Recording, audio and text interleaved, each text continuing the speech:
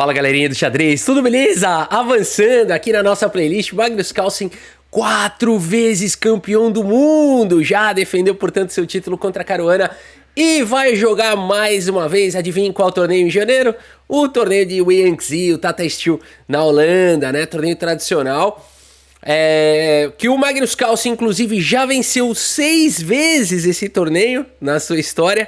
Vai jogar aqui então mais uma vez e tá encarando o super jogador polonês Jan Duda. Se preparem para uma partida que isso aqui é uma masterpiece, é umas partidas assim, tem que ter num livro da história do Magnus Carlsen, tem que ter essa partida aqui, né? Por isso tá na nossa playlist. Então vamos lá, a playlist Magnus Carlsen, a gênese de uma lenda. Magnus Carlsen com as peças brancas abre com peão dama D4. Temos cavalo em F6, C4, E6, cavalo em F3, apenas trazendo aqui o tempo, né? Magnus Carlsen com 28 anos de idade, segue como campeão do mundo, segue como número 1 do mundo, 2.835 de rating, nesse ano no qual ele alcançará mais uma vez 2.882 de rating, cujo recorde ele já alcançou em maio de 2014 e ele vai alcançar novamente em 2019. A partida segue com D5, Magnus Carlsen desenvolve o cavalo, peão toma, aceitando, aqui caímos num gambito da dama, aceito, e o Magnus Carlsen segue com E4, bem agressivo, poderia jogar um lance como E3, mais sólido, prefere jogar linhas ardidas. Jan Duda segue com bispo B4, crava o cavalo, fala esse peão andou demais, vou capturá-lo, e o Magnus Carlsen fala, é seu.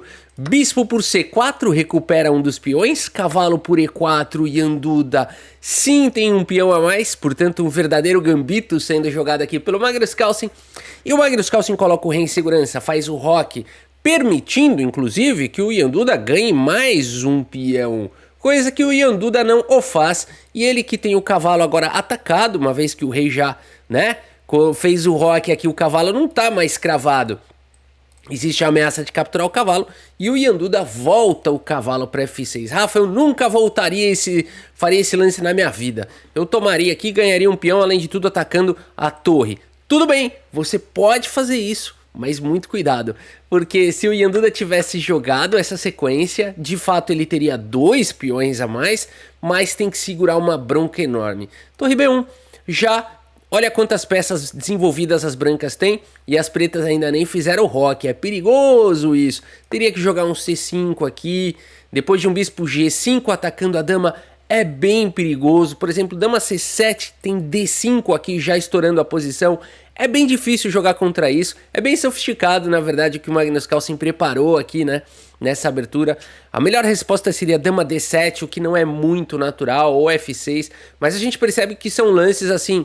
que vão prejudicando a posição das negras, podem trazer prejuízo no longo prazo, ou não. Se as brancas não souberem aproveitar, as pretas terminam com 2 peões a mais, né? E tudo bem, podem até ganhar a partida. Mas aqui, chances para os dois lados, de fato, com muitos problemas aqui para as negras já. Uma possível linha aqui para mostrar para vocês, olha aí como é incômodo jogar nesse tipo de posição, né? O Magnus Carlsen poderia ir para essa linha onde ele fica com uma peça a mais por 3 peões, nada claro, bem confuso, ou seja, eles estão indo para a luta realmente, né? O Jan Duda prefere e não caminhar por trilhas sombrias e obscuras, segue aqui com o cavalo em F6, Magnus Carlsen segue com dama em A4, cheque, ih, perdeu o bispo, já era, calma, cavalo C6 faz a proteção, cavalo E5 coloca a pressão, ameaça ganhar a peça, portanto torre B8 foi jogado, que lance é esse? Não dá pra ganhar material agora? O Magnus Carlsen segue com torre D1, vamos entender. Aqui a gente gostaria de jogar esse lance, no entanto torre B8 veio para cá exatamente para defender o bispo, né? Então belo lance aqui do Jan Duda. E se as brancas numa posição como essa quiserem ganhar um peão, corre o risco aqui de ir para o empate, por exemplo. Não é muito diferente de como vai seguir na partida, mas a gente vai ver que o Magnus Carlsen dá um jeito de evitar essa linha de empate. Porque agora, olha só, numa linha como essa, a dama não tem mais para onde ir, exceto a casa de B7, e a torre ficaria perseguindo essa dama aí. E as pretas empatariam satisfeitas numa posição como essa, onde o desenvolvimento está prejudicado. Por isso, Magnus Carlsen nessa posição segue com torre D1 e não capturando aqui em C6. roque, mas agora a gente vai para uma linha bem parecida com o que a gente viu agora na análise. Cavalo por C6, peão toma, Magnus Carlsen segue com dama por A7, aceita o desafio, bispo D7 protege a torre e ameaça o perpetinho na dama, vai dar perpétuo na dama, vai empatar, Magnus Carlsen não quer permitir isso, ele segue com o único lance aqui para evitar o empate, dama em A4, mais uma vez, bispo G5 a gente cairia naquela situação no perpetinho da dama. Então, por isso dama em A4 foi jogado pelo Magnus Carlsen. Temos agora o lance C5, abrindo um ataque para cima da dama. Magnus Carlsen passa a dama para casa de C2, C por D4, torre por D4 e aqui bispo C5 atacando a torre. Temos 5 peões para cada lado, igualdade material, 3 peças menores, 2 torres, uma dama.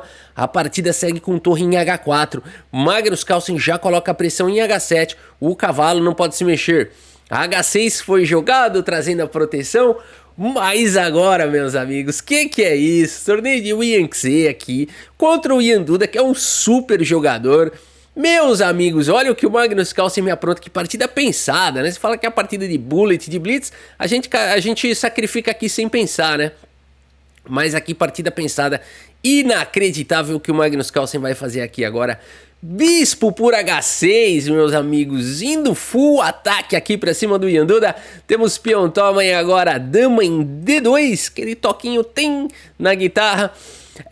Ataca agora o peão de H6, cavalo H7 foi jogado pelo Ian Duda, trazendo um recurso de defesa impressionante.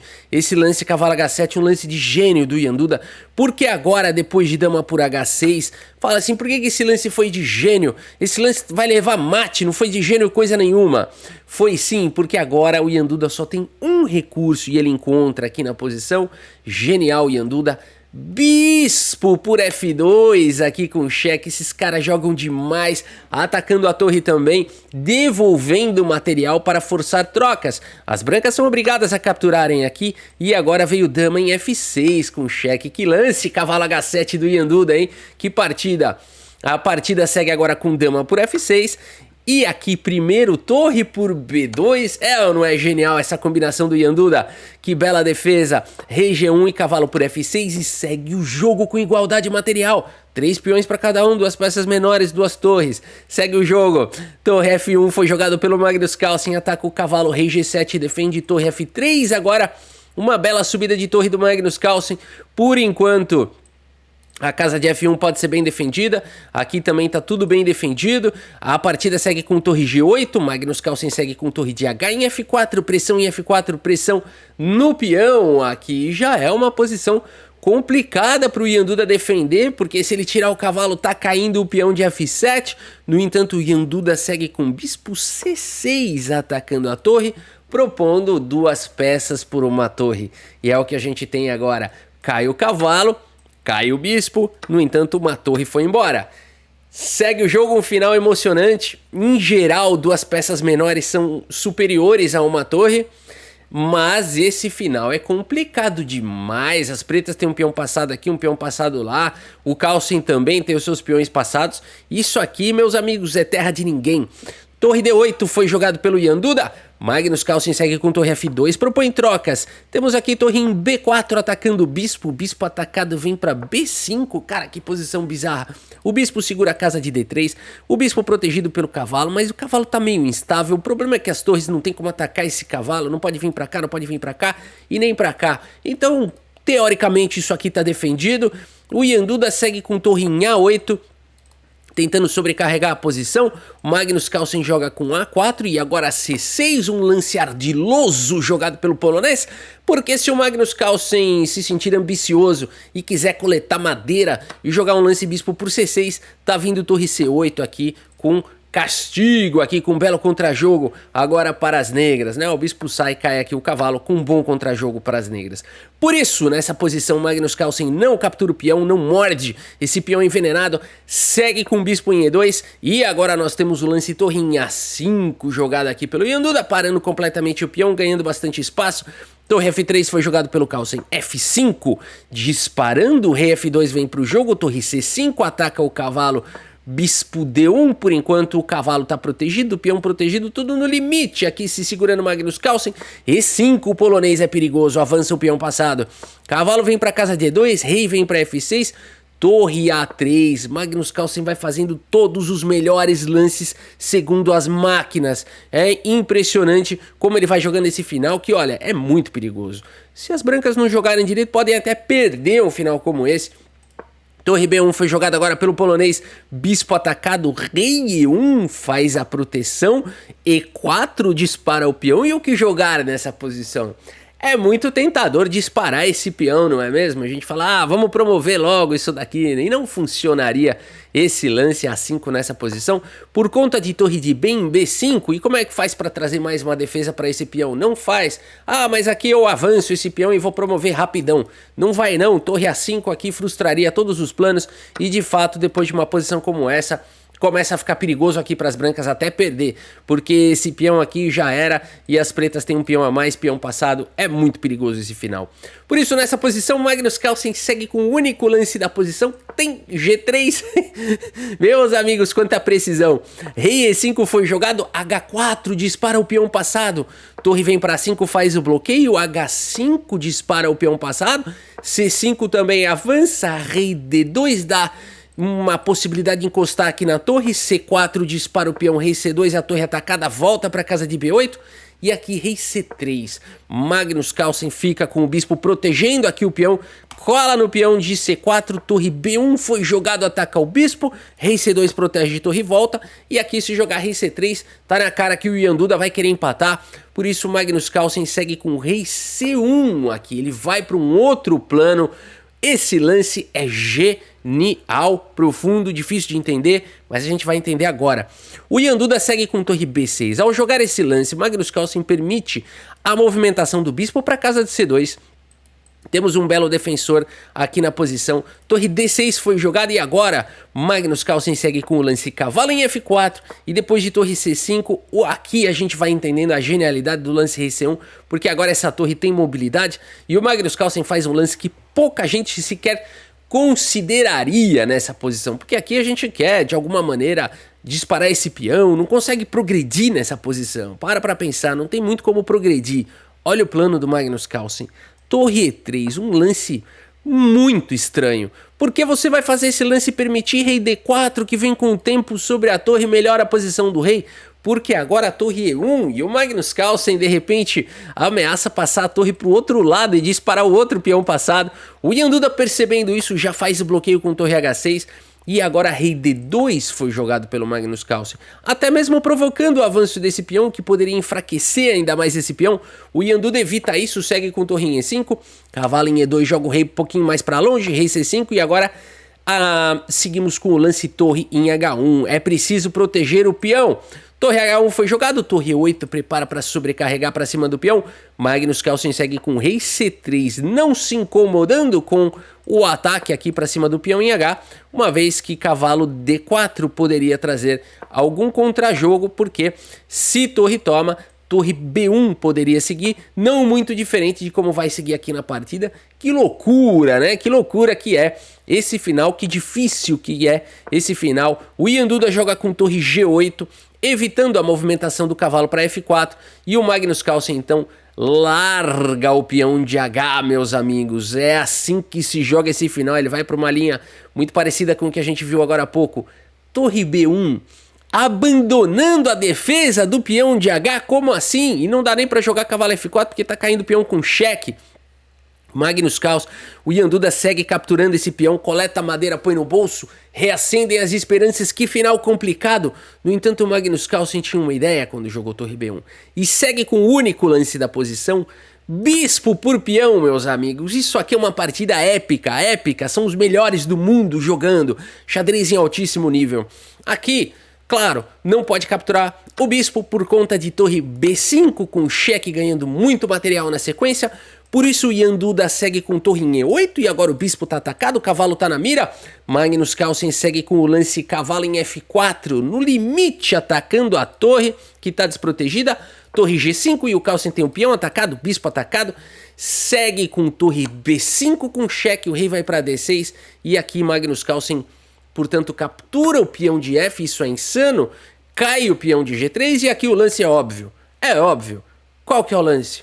Não, meus amigos, não é nada óbvio. Aqui a gente pensaria em jogar rei por peão e ficar com um peãozinho a mais aí, jogar esse final. Não funciona. Magnus Carlsen vai pro fino. Rei D4, this is mind-blowing. É de estourar a nossa mente. Um lance como esse, uma qualidade de jogo como essa, rei D4 é inacreditável. Rei por C4 permitiria algum contra-jogo com torre E5? Magnus Carlsen poderia dar um cheque aqui. Aqui se trocar, tá levando um duplo de rei. Por isso aqui teria que evitar as trocas, tentar defender as peças. Ficaria difícil de se segurar, apesar de que seria possível se segurar dessa maneira. No entanto, esse peão da coluna da torre, essa configuração não é muito certo se as brancas conseguem progredir numa posição como essa para uma vitória. Por isso Magnus Carlsen vai pro fino do fino, rei D4, e notem que a casa de D3 está muito bem controlada, não existe cheque, a casa de G4 está bem controlada, a casa de E5 está bem controlada, agora com a torre com o rei, espetacular. E aqui então torre G1 seguiu na partida. Magnus Carlsen agora ganhou a oposição, ele consegue jogar o rei mais para longe com torre B6. Rei C7 seria um lance natural na posição, no entanto esse lance leva mate em 2 lances. Rei C7 levaria checkmate com cavalo D5, seguido de torre D6. A cooperação perfeita entre as peças entregaria checkmate nessa posição. Por isso, depois de torre B6 cheque, olha o detalhe, olha a sutileza. Tem que jogar rei E7. E agora o Magnus Carlsen consegue jogar com cavalo G6 com cheque. O rei vai para casa de F7, cavalo em E5 com cheque, rei G8. E agora sim, captura em C4, com o rei cortado, o rei bem longe e as peças cooperando. Talvez esse peão consiga subir, não sei. Cavalo por C4 foi jogado, torre em A8 tenta parar o peão, A5, fortaleza, protegido. Torre em A1 tentar parar esse peão de uma vez por todas e agora muita calma nessa hora, muito cuidado. A gente pensaria em jogar um lance como rei C5, natural, levar o rei para perto do peão. Nada disso, esse lance aqui estragaria tudo, porque as pretas poderiam facilmente empatar numa posição como essa. Por isso, Magnus Carlsen toma todos os cuidados, torre B5, super protege o peão, evita o sacrifício. Temos o lance torre em A7, bispo E4, vai juntando as peças, torre C7, torre passa para F5, deixa o rei cortado. Rei G7 foi jogado, bispo C2, vai preparando aqui a configuração das peças. Magnus Carlsen, olha a técnica, torre C1 ataca tudo, rei C3 protege tudo. Cara, isso aqui é insano. A gente pensaria muitas vezes aqui em jogar um lance como torre por C2, não pensaria? Seguido de torre por cavalo com cheque e tentaria parar o peão de alguma maneira. Mas não funciona, a torre não teria a casa de A4 e torre C8 aqui com o rei cortado. Esse final ele é vencedor para as brancas, que vão subir com o rei e com o peão tranquilamente, sempre deixando o rei cortado quando o rei atacar a torre. Por isso, não adianta, não tem sacrifício aqui nessa posição. Também não tem do outro jeito, né? A gente pensaria muitas vezes em fazer isso, mas não tem jeito aqui. Esse final continua sendo vencedor aqui para as brancas por conta do rei cortado. Por isso, meus amigos, que insano! A partida seguiu com torre em F7 propondo trocas e esse lance é quase um abandono já. O Yanduda já não aguenta mais aqui no lance 69, fala, vambora, né? Vamos guardar a peça na caixa. Magnus Carlsen troca as torres, torre toma, rei toma. Mas depois de simplesmente cavalo em A3, meus amigos, protegendo o bispo, dando liberdade para o rei. E o rei aqui tá fora do quadrado do peão, olha só, o rei sozinho não consegue sair correndo atrás do peão, por isso Magnus Carlsen simplesmente vai disparar esse peão e a torre nada pode fazer. E por isso nessa posição Yanduda abandona aqui a partida, abandonou porque não dá mais, meus amigos. Mesmo que ele tente trazer a torre para parar esse peão, ele simplesmente dispara, a torre nada pode fazer contra o avanço aqui do peão, né? Mesmo que caia aqui o cavalo, o peão será promovido e se tentar segurar a promoção do peão, ainda leva um duplo de cachorro, ainda leva a promoção, o checkmate está próximo. Uma partida masterpiece aqui, uma partida histórica entre Yanduda e o Magnus Carlsen no torneio de Yangtze. E vamos dar uma olhada no relatório aqui da nossa plataforma aqui do chess.com. E lembrando, galera, mês de dezembro, você quer melhorar no xadrez? Dá uma olhada aqui na nossa condição especial, 18 cursos em videoaulas com o grande mestre André Diamante pelo preço de 1, e você ainda leva como cortesia 3 meses de acesso ilimitado ao aplicativo XB Pro, apenas durante o mês de dezembro. Aproveita, o link tá aqui na descrição.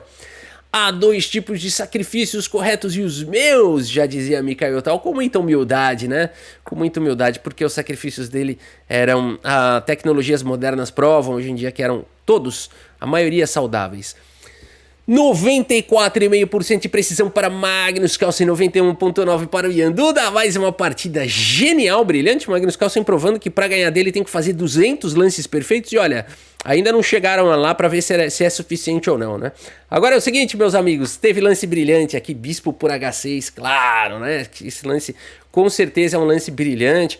Um lance que brilha os nossos olhos também, porque a gente adora, né, esses sacrifícios de compensação a longuíssimo prazo, né? Nesse caso aqui foi uma partida inteira para provar a compensação aqui desse sacrifício. Magnus Carlsen, campeão do torneio Yangtze, mais uma vez, pela 7ª vez ele é campeão desse torneio tradicional na Holanda.